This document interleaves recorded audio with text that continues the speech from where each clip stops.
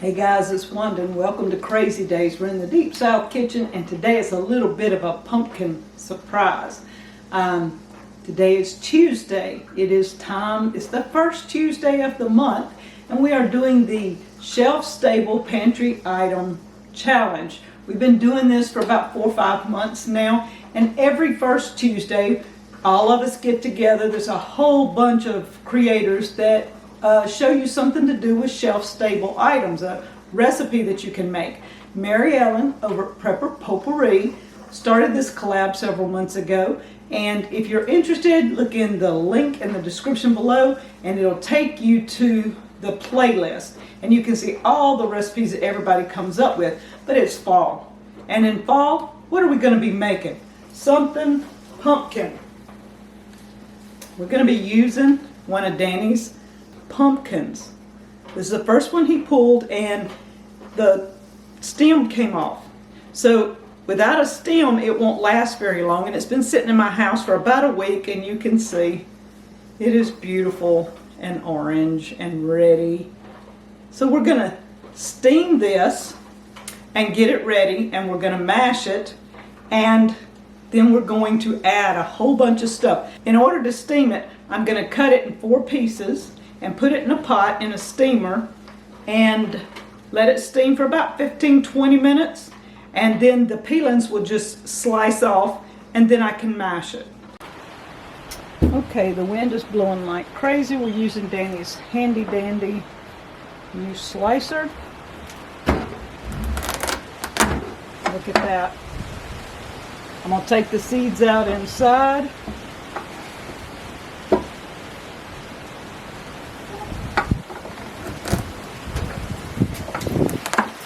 Is crazy. And I said 4 pieces. I think I'm going to cut it more so that I can get it in that steamer pot. I think that's going to be the size we want. This one, do one more time.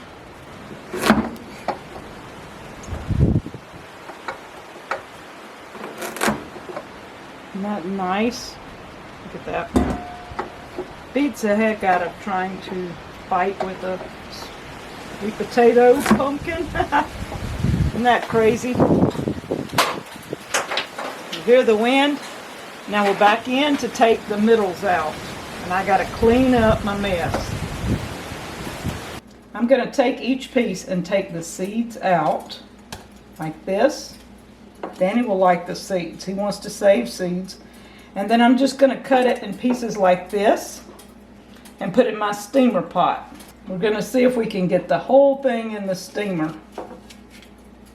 When you get through, you have a little bit of meat here and a little here. I'm just cutting them up. Boy, that's a lot of seeds there. We have all the pumpkin in a steamer pot, and I'm going to put the lid on. It'll steam down in just a little bit, and we'll check it. I'm also cooking peas for supper. And fixing to take out in just a few minutes. When that goes down, we're going to take out 9 pints of pink-eyed purple hull peas.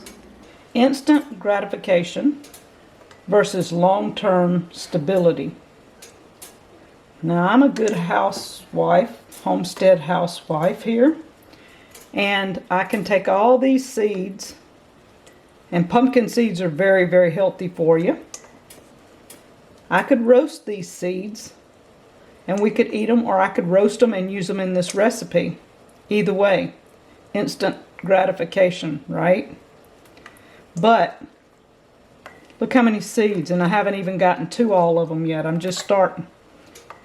Danny can plant these seeds and we can have food for the future for many years. One plant is going to yield us about 30 or 40 of these small pumpkins. So instant gratification, I could roast them, but we're not going to. We're going to save them and plant them for the future.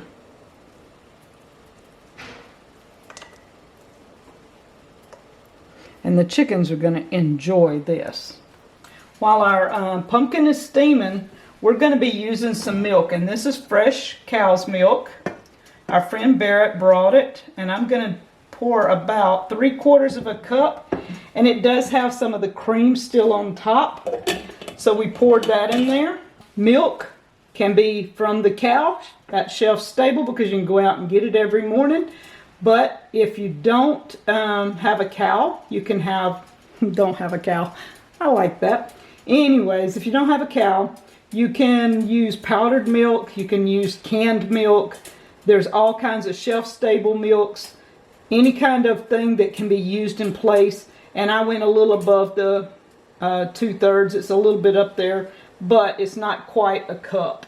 Eggs can be shelf stable. These are our eggs. We have our chickens, but if you do not, I have freeze-dried eggs. You can buy powdered eggs, but I'm using 3 eggs. Any way you have eggs, whether you have a chicken or whether you have freeze-dried eggs or whether you have powdered eggs, doesn't matter. We're going to take the pecans and the oatmeal and we're going to put them in my Ninja, and we're going to make a base for this dessert. Isn't that some beautiful butter? Our friend Barrett brought us this butter. He and his wife Kelly make butter and yogurt, and they brought the fresh milk. And look, he even put marks on it so you'd know. But I'm going to melt this. It's almost a whole stick. I've used about 1 or 2 tablespoons off of it, but I'm going to melt the rest of it for our pecan oatmeal base.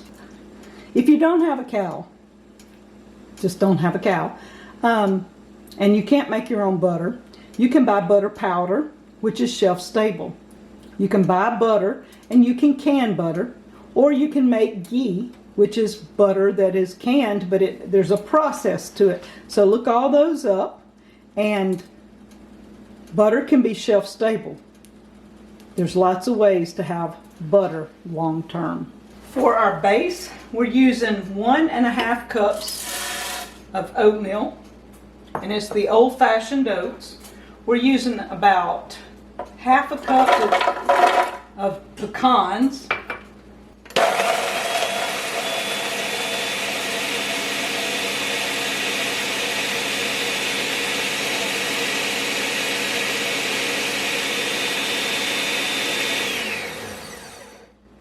There we have our mixture for our base.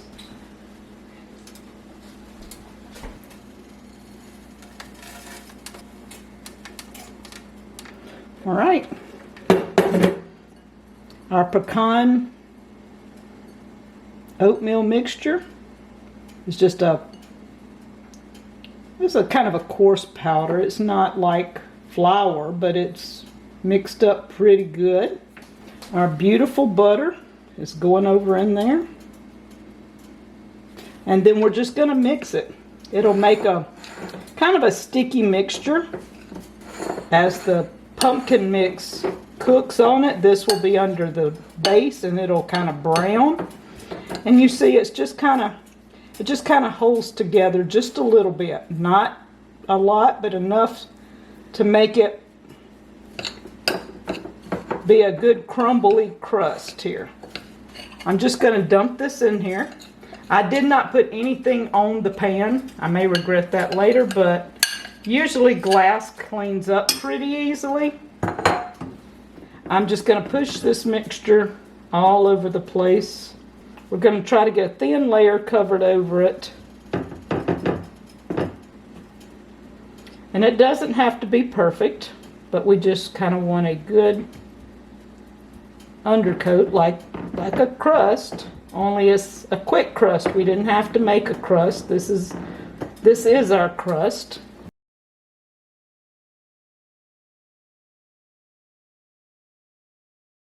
Nine shelf-stable meals for the future.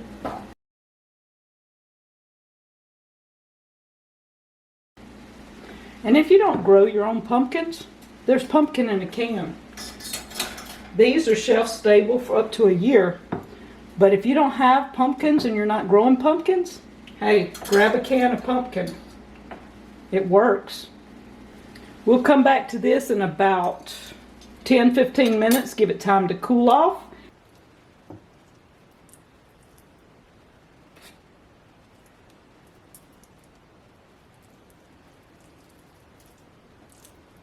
The spoon works great for this once you get it steamed. It just comes off. You can throw the peeling in. The chickens love to just peck on that and get whatever's left on it. And you can scrape it.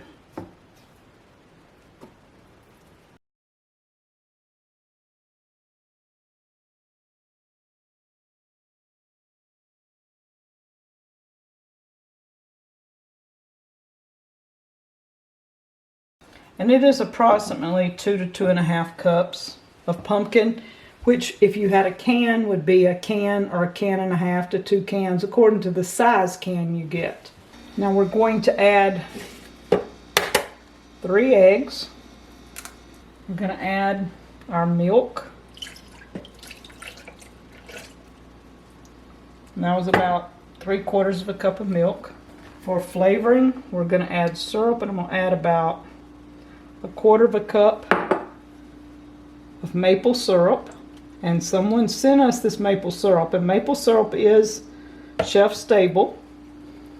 So if you did not have maple syrup, you can use any sweetener you want. Sugar is shelf stable, honey, any type of syrups that you buy in jars, containers, whatever, is shelf stable. Prefer maple in this. Vanilla flavor, shelf stable. I made this, but you can buy your own. It comes in a container. We're going to put a tablespoon in there of my homemade vanilla. Now you can add any spices you want. I've got cinnamon here. Danny cannot have cinnamon, so I'm not going to add it at this time, but I will add it later. You can add nutmeg. It just gives it a feeling of fall when you add cinnamon and nutmeg and things like that to it. Now we have the Redmond salt. I'm going to add a pinch of salt, and a pinch is about 1/8 of a teaspoon maybe. Baking powder. We're going to add 1 teaspoon of baking powder to this mix. I did not put any flour in this at all, so it's going to be kind of soupy. But one of 2 things is going to happen. It's going to turn into a pudding type thing on top, or the mixture in the bottom is going to come up in it and create a cakey like thing inside. So we're going to find out if we have a pudding pie or if we have a cakey like substance up in the middle. We're going to put it in the oven at 375 for about 30 to 45 minutes. We're just going to check it at the 30 mark and see if it's set, because we want it to set like a pudding. You'll know when it doesn't just move and jiggle. It has to be a little on the firm side. 30 minutes and it is done, and you can see it's beautiful. I've got brown sugar and pecan meal. We're just going to fancy it up across the top here. While it's hot, I'm hoping the brown sugar will melt a little and give it a great taste. And then the pecans, you can't go wrong putting pecans on pumpkin or sweet potato. I mean, why not? You can see as hot as it is in spots, it's already trying to melt the sugar. I want to thank Miss Lippy for helping me create this beautiful potato recipe for shelf-stable ingredients. We're going to try this in a few minutes. Thank Mary Ellen for inviting us to be a part of this collaboration on the shelf-stable pantry recipes. And y'all, Danny and I are fixing to try this. We're going to let it cool a few minutes, get a piece, get a cup of coffee, and see what it tastes like. Thank you guys from Crazy Days.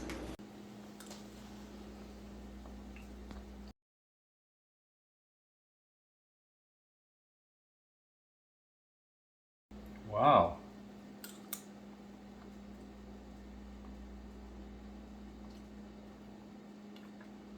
I can't tell it from a sweet potato. You would think it's a sweet potato? Mm-hmm. It's like that dessert stuff you make me. So what do you think about my new concoction there with everything in it? How does I mean, it's a little sweeter than what my dessert usually is. But it's got maple syrup in it. Okay, because I think to say, but other than that,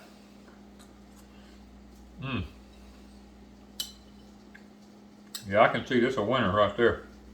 Well, we got about 30 or 40 of those things. Let's just pray they get ready before it gets too cold.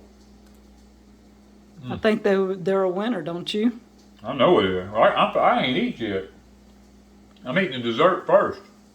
That's all right. Danny approved? Yeah. Big time.